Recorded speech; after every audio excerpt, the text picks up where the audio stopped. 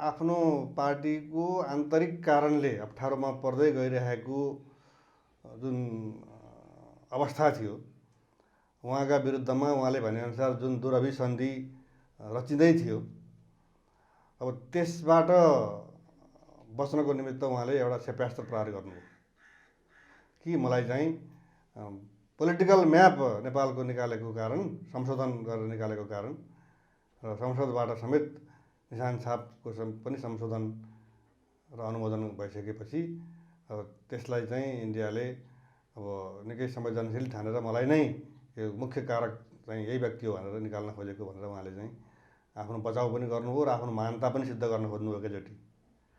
तर उहाँले त्यो क्षेप्यास्त्र प्रहार गर्दाखेरि अप्ठ्यारो कसलाई पारिदिनु भयो भन्दाखेरि चाहिँ जुन व्यक्तिहरू चाहिँ अहिले अब एमसिसीको विरुद्धमा छन् हैन, अनि अब एमसिसी चाहिँ पास हुनुपर्छ भनेर हिजो मात्रै अब चाहिँ प्रधानमन्त्रीको मुखबाट अब त्यो पनि अर्को एउटा क्षेप्यास्त्र प्रहार गराइयो भने अहिले उहाँले चाहिँ मलाई चाहिँ इन्डियाले निकाल्न खोज्यो भनेपछि अब उहाँले कता सङ्केत गर्नुभयो भन्दाखेरि उहाँलाई निकाल्न खोज्नेहरू को हुन् त नेपालमा भन्दा त प्रचण्ड, झलनाथ खनाल, माधवकुमार नेपाल लगायतका चाहिँ पूर्व प्रधानमन्त्रीहरू नै मेरो विरुद्ध छन् भनेपछि त प्रधानमन्त्रीले के भन्नुभयो भने इन्डियन गोटी बनेर तिमीहरूले मलाई निकाल्न खोजेको।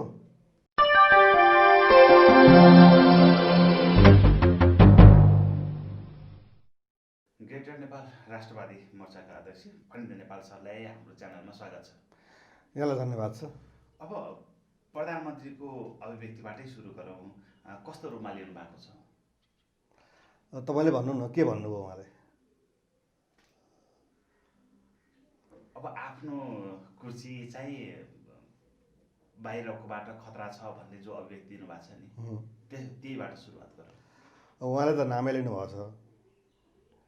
अब आजका सबै पत्र पत्रिकाहरूमा ब्यानर न्युजै बनेको छ कि मलाई चाहिँ लिम्पियाझोरा सहितको राजनीतिक नक्सा निकालेको कारण इन्डियाले चाहिँ निकाल्ने प्रयास गर्यो भनेर उहाँले भनेको कुरा चाहिँ अब सञ्चार माध्यममा आइरहेको छ र अहिलेसम्म चाहिँ अब आज बिहानै 4 बजे पत्रिकाहरू निस्किसके, सामाजिक सञ्जालमा पनि आइसकेको छ भने अब प्रधानमन्त्री तथा मन्त्री परिषदको कार्यालयले अथवा प्रधानमन्त्रीको स्वकीय सचिवालयले खण्डन गरेको यस्तो बोलेको छैन भनेको त अहिलेसम्म आएको छैन। अब यसले चाहिँ प्रधानमन्त्रीले उहाँ आफ्नो पार्टीको आन्तरिक कारणले अप्ठ्यारोमा पर्दै गइरहेको जुन अवस्था थियो, उहाँका विरुद्धमा उहाँले भनेअनुसार जुन दुरभिसन्धि रचिँदै थियो, अब त्यसबाट बच्नको निमित्त उहाँले एउटा क्षेप्यास्त्र प्रहार गर्नुभयो कि मलाई चाहिँ पोलिटिकल म्याप नेपालको निकालेको कारण, संशोधन गरेर निकालेको कारण र संसदबाट समेत निशान छापको पनि संशोधन र अनुमोदन भइसकेपछि अब त्यसलाई चाहिँ इन्डियाले अब निकै संवेदनशील ठानेर मलाई नै यो मुख्य कारक चाहिँ यही व्यक्ति हो भनेर निकाल्न खोजेको भनेर उहाँले चाहिँ आफ्नो बचाउ पनि गर्नुभयो र आफ्नो महानता पनि सिद्ध गर्न खोज्नुभयो एकैचोटि। तर उहाँले त्यो क्षेप्यास्त्र प्रहार गर्दाखेरि अप्ठ्यारो कसलाई पारिदिनु भयो भन्दाखेरि चाहिँ जुन व्यक्तिहरू चाहिँ अहिले अब एमसिसीको विरुद्धमा छन् हैन, अनि अब एमसिसी चाहिँ पास हुनुपर्छ भनेर हिजो मात्रै अब चाहिँ प्रधानमन्त्रीको मुखबाट अब त्यो पनि अर्को एउटा क्षेप्यास्त्र प्रहार गराइयो भने अहिले उहाँले चाहिँ मलाई चाहिँ इन्डियाले निकाल्न खोज्यो भनेपछि अब उहाँले कता सङ्केत गर्नुभयो भन्दाखेरि उहाँलाई निकाल्न खोज्नेहरू को हुन् त नेपालमा भन्दा त प्रचण्ड, झलनाथ खनाल, माधवकुमार नेपाल लगायतका चाहिँ पूर्व प्रधानमन्त्रीहरू नै मेरो विरुद्ध छन् भनेपछि त प्रधानमन्त्रीले के भन्नुभयो भने इन्डियन गोटी बनेर तिमीहरूले मलाई निकाल्न खोजेको भनेपछि तिमीहरू चाहिँ प्रो इन्डियन हौ भनेर एउटा धप्पा पनि लगाइदिनु भयो। तर के भने अब इन्डियाको नाम लिएर उहाँले एक किसिमको चाहिँ शीतयुद्धकालीन यो अब अन्तर्द्वन्द्वमा देशलाई चाहिँ अब फसाउनु हो। अब यो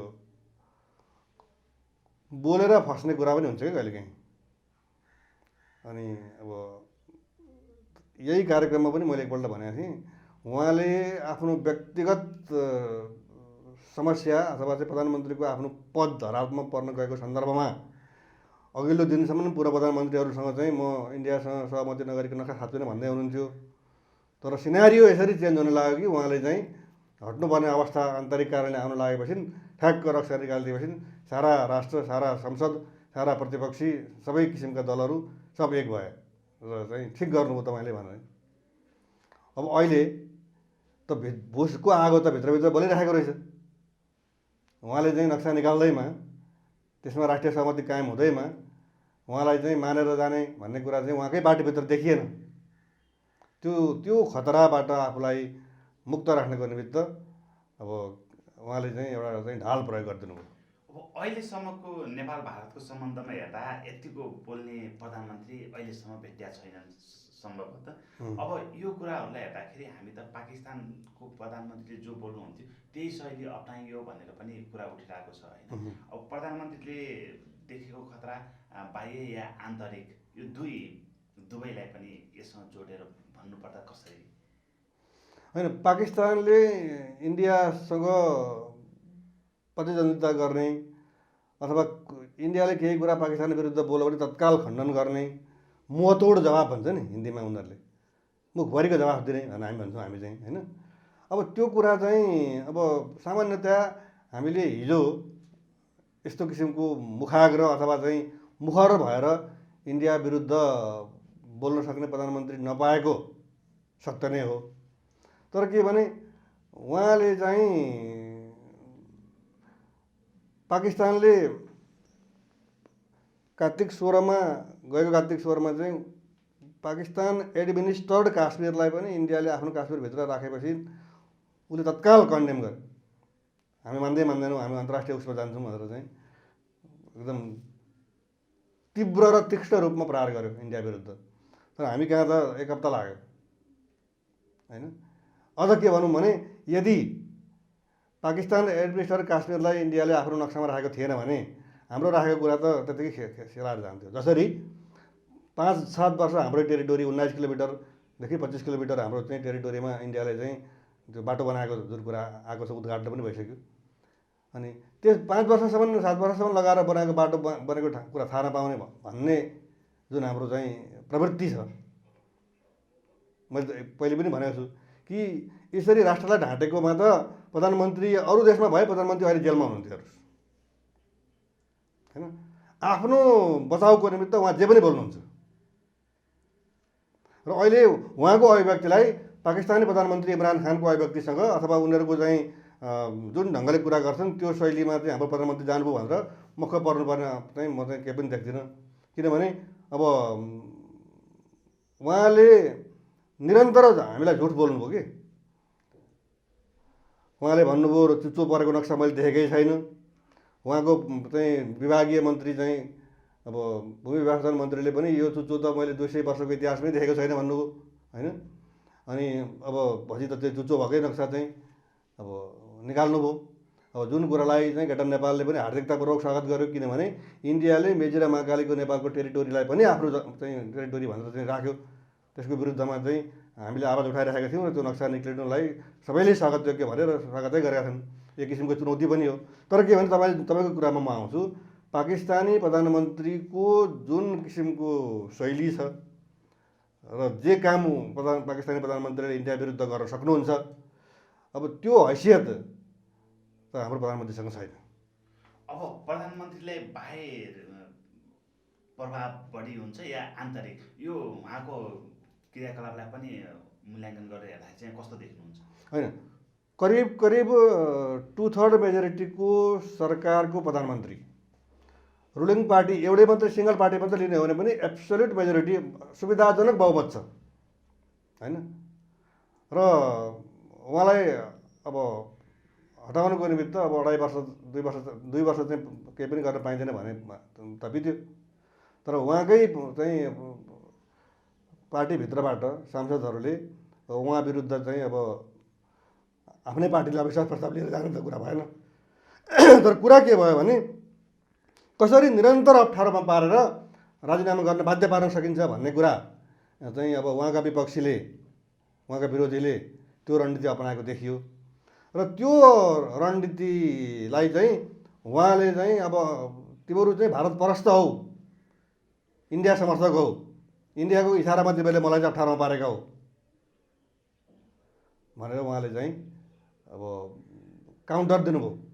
त्यसरी दिँदाखेरि के भयो भने उहाँ चाहिँ केही समय बच्न सक्ने सम्भावना किन देखियो भने अब हामी प्रो इन्डियन होइन, हामी इन्डियन परस्त होइनौँ भनेर अब आजदेखि चाहिँ अब माधव कुमार नेपाल, प्रचण्ड, झलनाथ खनालले बोल्दै हिँड्नुपर्ने हो।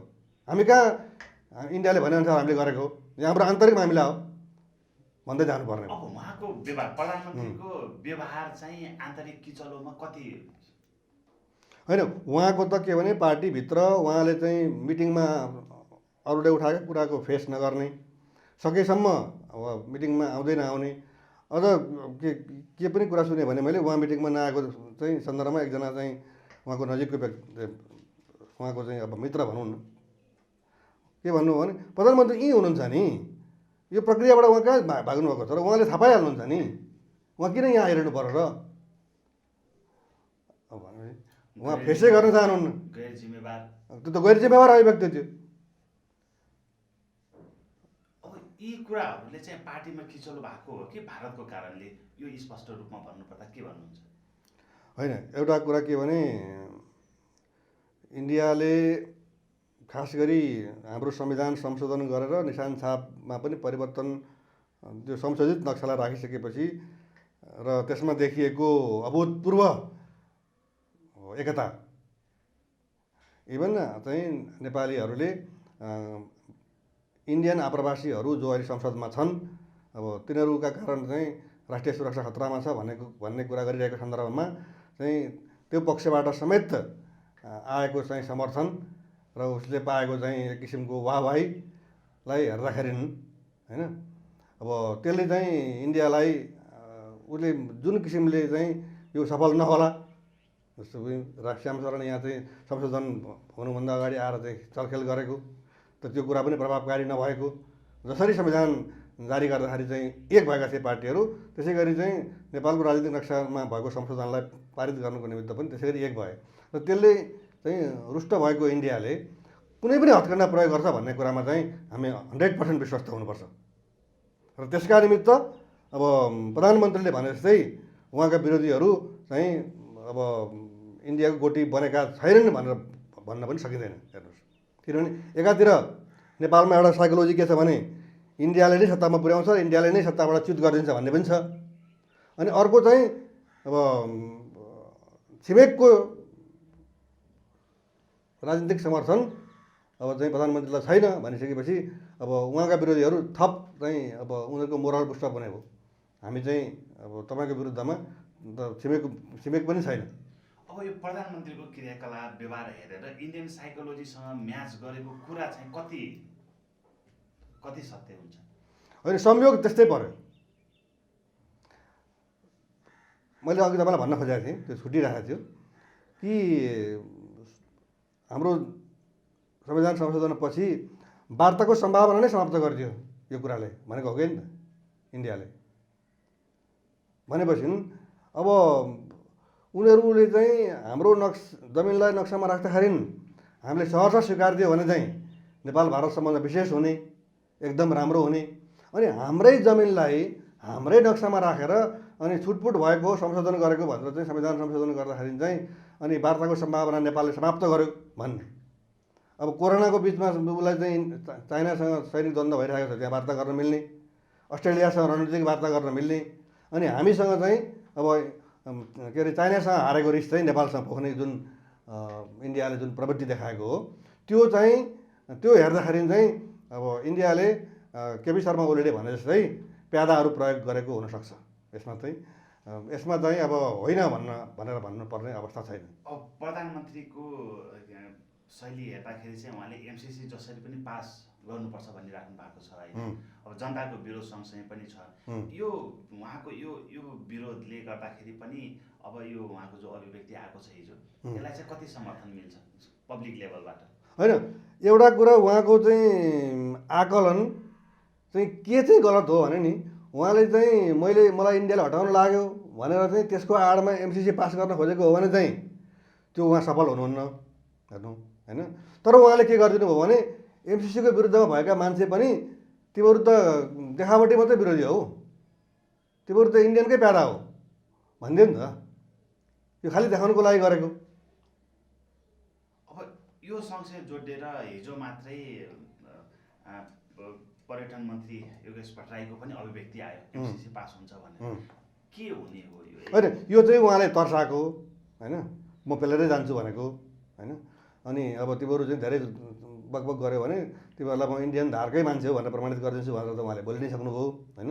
त्यो उहाँले चाहिँ अब सिधै मलाई इन्डियाले चाहिँ यसो गर्यो भने तापनि अब त्यो त इन्डियाले त यो प्रधानमन्त्री अथवा चाहिँ यो संसदबाट बनेको जुन सरकार छ यो सरकारको निर्माणमा इन्डियाको हात थियो। जसले बनाएको उसले बिगार्छ नि त, जसलाई जोसँग बनाउने क्षमता थियो उसले भत्काइ पनि दिन्छ नि त। त्यो त बनेको होइन। यो त एकदम राष्ट्रवादको जगमा एकदम तिरिबिरी यहीँ पार्छु भन्ने हिसाबले आएको सरकार हो होइन। त्यस कारणले अब उहाँले चाहिँ पर्यटन मन्त्रीको मुखबाट अब चाहिँ जसरी पनि पास हुन्छ भनेर कुरा गर्नु भनेको चाहिँ अब कित्ता काट हुँदाखेरि चाहिँ अब तिमीहरू चाहिँ अब इन्डियाको विरोध गर्दा गर्दै पनि इन्डियाकै समर्थनमा छौ र चाहिँ तिमीहरूको चाहिँ असली स्वरूप चाहिँ म देखाइदिन्छु भन्ने पनि सँगसँगै उहाँले चाहिँ त्यो हतियार पनि उहाँले प्रयोग गर्नुभएको। अब प्रधानमन्त्रीसँग बहुमत छैन पार्टीभित्र होइन, पार्टीको बहुमतको विपक्षमा उहाँ चाहिँ गइराख्नु छ। यो एमसिसीकै विषयलाई लिएर पनि उहाँको बारम्बार आलोचना भइरहेकै थियो होइन। अब यो कुरा चाहिँ कति प्रभावकारी हुन्छ? अब उहाँको अभिव्यक्तिले चाहिँ यो पार्टीभित्रको निर्णयलाई कति तहस नहस गर्छ या कति बदल्छ? होइन प्रधानमन्त्री पार्टीभित्र अब सामान्य रूपमा अल्पमतमा हुनुहोला, तर उहाँ चाहिँ सरकारमा मजबुत हुनुहुन्छ भन्ने कुरा त बाहिर आएकै छ होइन। संसदमा चाहिँ अब त्यसले गर्दाखेरि उहाँले चाहिँ कहिलेकाहीँ के हुन्छ भने संसदीय व्यवस्थामा पार्टीको निर्णयलाई सरकारले मान्नुपर्ने हुन्छ। तर के भने सरकार चाहिँ पार्टीको भए तापनि सरकार सम्पूर्ण नेपाली जनताको। अहिलेको सरकार भनेको चाहिँ नेकपाको मात्रै होइन, यो त नेपाली काङ्ग्रेसको पनि सरकार हो सरकारको हिसाबले चाहिँ। किनभने सरकारलाई नै नमान्ने भन्ने त हुँदैन। अब नेपाली काङ्ग्रेसका भोटरले पनि यो सरकारलाई मानेको छ, अरू पार्टीका भोटरले पनि यो सरकारलाई मानेकै छ। त उहाँले चाहिँ अहिले अब अप्ठ्यारोमा परेको बेलामा अब जुन किसिमको शैली, जुन किसिमको चाहिँ अब प्रतीकात्मक ढङ्गले अब जतापट्टि प्रहार गर्नुपर्ने हो, अब विभिन्न किसिमले चाहिँ महाभारतमा एउटा बाण छोड्दाखेरि दुई चारतिर लाग्ने खालका बाणहरू निस्केको देखिन्छ नि, त्यस्तो उहाँले होइन गर्न खोज्नुभयो। र म चाहिँ के भन्छु भने अब संसदीय व्यवस्थामा प्रधानमन्त्री महत्त्वपूर्ण हुन्छ कि। त्यस कारणले उहाँले चाहनुभयो भने पार्टीमा उहाँ अल्पमतमा हुँदाहुँदै पनि पार्टी निर्णय एकातिर हुँदाहुँदै पनि अब उहाँले विभिन्न बाहनामा अब चाहिँ अन्तर्राष्ट्रिय रूपमा चाहिँ विश्वसनीयताको कुरा पनि उनीहरूले गरे। अमेरिका जस्तो मुलुकसँग हामीले चाहिँ खिचलोड निकाल्ने, अब इन्डियासँग त्यस्तो परिरहेछ। अनि हामी यही बेलामा चाहिँ अब अमेरिकासँग पनि यस्तो द्वन्द्व गर्ने हो भने हाम्रो चाहिँ अन्तर्राष्ट्रिय रूपमा चाहिँ विश्वसनीयता कम हुन जान्छ। अनि मित्र राष्ट्रहरूले हामीलाई हेर्ने दृष्टिकोण पनि अमेरिकालाई त टेर्ने भने अब अरूलाई कसलाई टेर्छ, यसले के गर्न खोजेको भन्ने जान सक्छ। त्यस कारणले म चाहिँ के देख्छु भने अब पार्टीमा उहाँको चाहिँ अब अल्पमत हुँदाहुँदै पनि उहाँले चाहँदाखेरि अब एमसिसी पास हुने सम्भावना देखिन्छ कि। अब एमसिसी पास गरेपछि या पास नभएपछि के हुन्छ भन्ने कुराहरूको जिज्ञासा पनि दर्शकहरूलाई होला होइन। यो विषयमा चाहिँ के छ तपाईँको धारणा? होइन एमसिसी पास भएन अब उहाँहरूको चाहिँ अब भनौँ न यो इन्डो पेसिफिक स्ट्राटेजी जुन छ नि आइपिएस, त्यसमा त नेपाल प्रवेश गरिसकेको छ। अनि आइपिएसकै एउटा अङ्ग भन्ने कुरा एमसिसी भन्ने कुरा पनि त्यो बाहिर नल्याए तापनि त्यो भित्र गएर डेप्थमा गएर हेऱ्यो भने त्यो लिखित रूपमै त्यो छ भन्ने कुरा आइसकेको छ। अनि अब उहाँहरूको उपयोगिता एउटा कुरा छ नि त। अब अहिले यो सरकार चाहिँ अब पश्चिमी सरकार हो, पश्चिमको लाइनमा चलेको हो अर्थमन्त्री पनि, परराष्ट्र मन्त्री पनि, प्रधानमन्त्री पनि भन्ने कुरा आइरहेछ नि त। अनि अब यदि अब पश्चिमी प्रभाव बरकरार छ, कायम छ भने अब भोलि यो पास नहुने बित्तिकै उहाँको भविष्य फेरि अनिश्चित हुने भयो। किनभने शक्ति राष्ट्र नै लागिसकेपछि अब के हुन्छ भन्ने कुरा हामीले चाहिँ करिब करिब अनुमान गरिसकेको र अनुभूति पनि भइसकेको कुरा हो। अब हुँदाखेरि पनि फेरि सडकमा चाहिँ ठुलो किसिमको सङ्घर्ष हुने र आगो बल्ने र त्यसले चाहिँ उहाँलाई बढाएर लैजान सक्ने सम्भावना पनि उत्तिकै छ। फेरि हेर्नुहोस्, अब यो नक्सा निकालेकै कारणले मेरो पद धरापमा भन्ने जस्तो अभिव्यक्ति जो दिनुभएको छ नि, अब यो नक्सा निकालेको मात्रै छ होइन, वार्ता भएको छैन, वार्ता माध्यमबाटै यो कालापानी लिम्पियाधुरा क्षेत्र हामीले फिर्ता लिन्छौँ भन्ने जो अभिव्यक्ति दिनुभएको छ, यो कुरामा चाहिँ कति जटिलता छ? अब जटिलता हजुर, कति जटिलता होइन, जटिलता छ। इन्डियाले हाम्रो जमिनलाई उसको पोलिटिकल म्यापमा राखेदेखि, सडकको उद्घाटन गरेदेखि र वार्ता गरौँ भन्दाखेरि चाहिँ उताबाट 3-4 पटक प्रेस नोटहरू के अरे उनीहरूको विदेश मन्त्रालयको प्रवक्ताले चाहिँ यो विषयमा बोलेको सन्दर्भ, अस्ति भर्खरै पनि चाहिँ अब संविधान संशोधन भइसकेपछि उनीहरूले बोलेका कुराहरू र वार्ता डेडलक, अब चाहिँ वार्ताको सबै वातावरण ध्वस्त पारे नेपालले भनेर आरोप पनि आइसकेको छ होइन। अनि अब फेरि इन्डियाले सँगसँगै के भनिरहेको छ भने हामीले चाहिँ बुझ्नुपर्ने कुरा चाहिँ हामी सरफेसमा गइरहेछौँ कि उसले चाहिँ नेपालसँग वार्ता गर्न हामी तयार छौँ, तर कोरोनापछि गरौँ भनेर जुन कुरा पठायो नि, त्यसको प्याराग्राफ नम्बर 2 मा के लेखेको छ भने तर वार्ता चाहिँ यो सडक जहाँ बन्यो र जुन जमिन हामीले नक्सामा राख्यौँ त्यो विषयमा चाहिँ वार्ता हुँदैन भनेको छ। त्यो त हाम्रो सोभरेन टेरिटोरी हो। हाम्रो सोभरेन टेरिटोरीको बारेमा पनि नेपालसँग वार्ता हुन्छ भनेर त उनीहरूले क्लियर कट भनिसक्यो। भने अब वार्ता के को निम्ति भन्दाखेरि झिना मसिना सुस्तामा कति बिज्या छ, प्यारासन तालमा के गरेको छ, महेशपुरमा के छ, मेचीपारी जङ्गेस्तम्भ अहिले पनि छ, त्यहाँ पनि विवाद छ। पहिले चाहिँ आधा थियो पुलको भाग, अहिले चाहिँ नेपालतिर अझ 5-7वटा पिलर मात्रै त्यो के अरे पुलको छ। गड्डा चौकीमा त्यस्तै अवस्था छ। यी झिना मसिना कुराहरू, झिना मसिना त नभनौँ, 1 इन्च जमिन पनि महत्त्वपूर्ण हो। तर के भने एकै ठाउँमा 400 स्क्वायर किलोमिटर जमिन चाहिँ इन्डियाको कब्जामा जाने जुन कुरा छ त्यसको तुलनामा अरू चाहिँ अब अलिकति कम मात्राका कुराहरू छन् होइन। त अब इन्डियाले भनेको चाहिँ परराष्ट्र सचिवको स्तरमा हुने वार्ता भनेको चाहिँ तिनै झिना मसिना कुराहरू के। सीमास्तम्भहरू लडेका छन्, काहीँ सीमास्तम्भ सारिएको छ, नेपालको किसानहरूसँग लालबुर्जा छ, जमिन इन्डियापट्टि परेको छ। यी कुराहरूको समस्याको समाधानका निमित्त चाहिँ त्यो हो। तर के भने जुन कुरा अहम महत्त्वको छ नि, अहिले हामी भनिरहेको छौँ नि, हाम्रो प्रधानमन्त्रीले चाहिँ म वार्ता गरेर चाहिँ सेना फर्काउँछु भनेर भएको छ नि, त्यसमा इन्डिया टस्कको मसै छैन। त्यो हाम्रो टेरिटोरी हो, तिमीहरूको टेरिटोरी हुँदै होइन। अनि हाम्रो टेरिटोरीको बारेमा तिमीहरूसँग वार्ता हुन्छ भनिसकेको छ। अनि हामी चाहिँ जनता झुक्क्याउनुको लागि वार्ता गर्छु, सेना फिर्ता पठाउँछु भनिरहेको छौँ। जटिलता छ हेर्नु। सेना फर्काउने भए 10,000 चाहिँ नेपाली सेना दार्चुलामा लगिसक्नु पऱ्यो, विभिन्न ठाउँमा लगाएर राख्नु पऱ्यो। जसरी काश्मीरमा चाहिँ लाइन अफ कन्ट्रोलको वारबार चाहिँ पाकिस्तान र इन्डियाको बिचमा गोली हानाहान हुन्छ नि, त्यो प्रकारको सुरु हुनु पऱ्यो। आकाशतिर भए पनि भड्काउनु पऱ्यो। नेपालले चाहिँ कालापानीको विषयलाई लिएर चाहिँ कुनै पनि बेला इन्डियासँग लडाइँ पर्ने सम्भावना भएकोले 10,000 सेना चाहिँ त्यहाँ लगेर चाहिँ राख्यो भनेर चाहिँ अन्तर्राष्ट्रिय रूपमा न्युज आउँछ। किन राख्यो त भन्दा उसको जमिन हो, त्यसले इन्टरनेसनली इन्डियालाई प्रेसर पर्छ, उसलाई मोरल्ली ऊ डाउन हुन्छ। अनि जे गर्दाखेरि हामी बलियो हुन्छौँ त्यो चाहिँ नगर्ने। अनि मुखले चाहिँ केपी शर्मा ओलीले चाहिँ के अरे इन्डियाको परराष्ट्र मन्त्रालयको प्रवक्ताले हाम्रो सोभरेन टेरिटोरी त्यो विषयमा वार्तै हुँदैन भनेको कुरालाई हाम्रो केपी शर्मा ओलीले भनेर चाहिँ वार्ता हुन्छ र सेना फर्किन्छ भनेर हामी विश्वास गर्छौँ। अब यो नेपाल सरकारको जो रणनीति देख्नु भएको छ नि, यो कालापानी लिम्पियाधुरा क्षेत्रमा, त्यो रणनीतिलाई हामीले कसरी बुझ्ने स्पष्ट रूपमा? होइन, यो त लिङ्गरिङ हो। जनताको नजरमा सरकारले काम गरिरहेछ है भनेर चाहिँ बेला बेलामा बोलेर देखाइदिने। तर अब चाहिँ म त के देखिरहेको छु भने अब तपाईँ अङ्ग्रेजीको ज्ञाता पनि हो, एउटा शब्द छ कि धेरै विवाद भयो, कुरै मिलेन भने तपाईँ पनि मान्नु न म पनि मान्दिनँ भने पोइन्ट अफ नो रिटर्न, सहमति नै नहुने बिन्दुमा पुग्ने कुरा जब हुन्छ त्यति बेला चाहिँ पोइन्ट अफ नो रिटर्नको चाहिँ प्रयोग गरिन्छ। अनि अब हाम्रो प्रधानमन्त्रीले अहिले अब चाहिँ अब इन्डियाले मलाई निकाल्न खोज्यो, कारण पनि के भने मैले नक्सा निकालेको हुनाले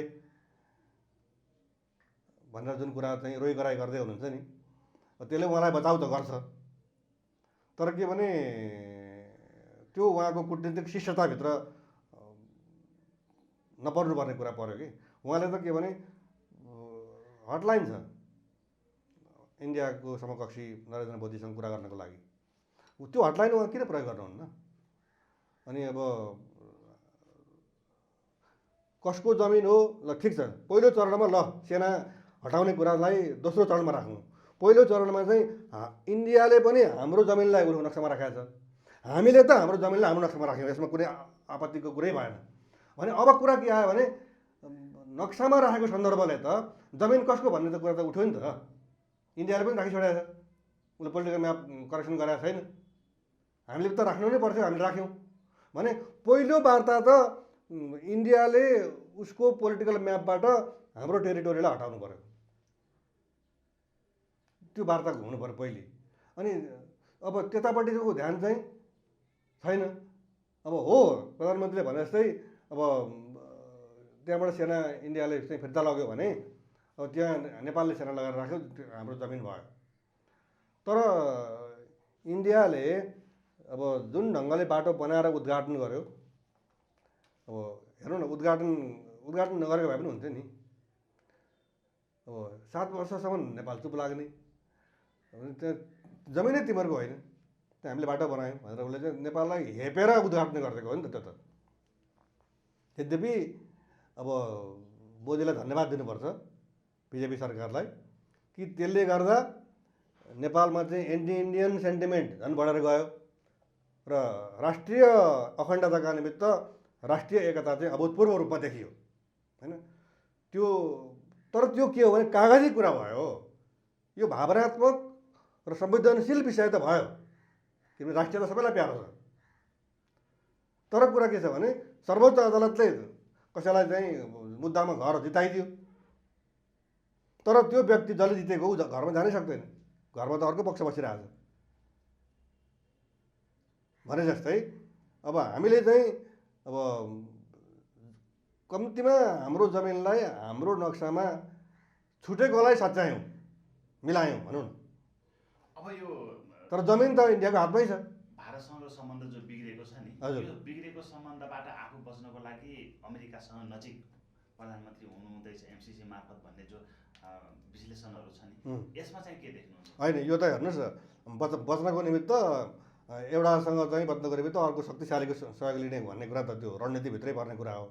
तर म चाहिँ अहिले ग्रेटर नेपालको एक्टिभिस्ट भएको नाताले तपाईँले यो प्रश्न सोद्धाखेरि म एउटा कुरा नभनिकन किन रहन सक्दिनँ भने उहाँले चाहिँ मैले चाहिँ लिम्पियाद्वारा समेटिएको पोलिटिकल म्याप नेपालको निकालेको कारणले मलाई इन्डियाले हटाउन खोज्यो, नेपालका चाहिँ प्यादाहरू उसका प्रयोग गर्यो मलाई अप्ठ्यारोमा पार्नलाई भन्ने जुन कुरा गर्नु हो, यदि लिम्पियाधुरालाई पोलिटिकल म्यापमा राखेकै कारण इन्डियाको दबावमा उहाँले हट्नुपर्ने अवस्था आउन लागेको हो भने उहाँले सिधै ग्रेटर नेपालको कुरा गरे हो नि त, महान त हुनुहुन्छ कमसेकम। किनभने ग्रेटर नेपालले के भन्दै आइरहेको छ भने यो नक्सा जुन निकालियो हाम्रो जमिन इन्डियाले आफ्नो नक्सामा राखेको कारणले समर्थन गरेको, तर यो नक्सा नै अवैध हो। जुन यो नक्साले त सीमित गर्यो नि त बेचिरा महाकालीमा। तर के भने 1950 को नेपाल भारत सन्धिको धारा 8 र 1950 कै नेपाल बेलायत सन्धिको धारा 8 दुवै सन्धिले त सुगुल सन्धि रद्द गरिसकेको छ।